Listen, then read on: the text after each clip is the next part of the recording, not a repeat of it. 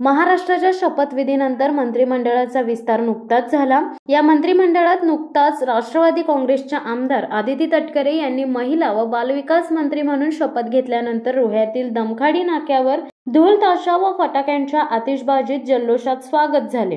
दमखाडी प्रभाग क्रमांक 7च्या सर्व महिलांनी मंत्रिमंडळातील लाडक्या बहिणीवर पुष्पवृष्टी करण्यात आली।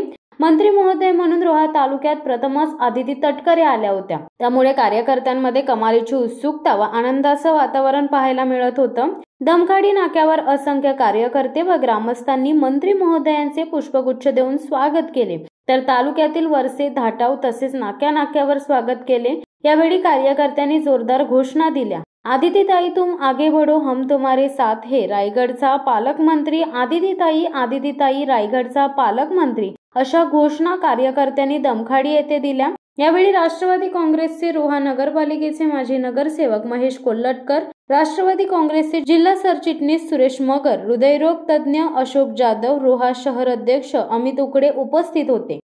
शिवसत्ता टाइम्स न्यूज ब्युरो, रोहा।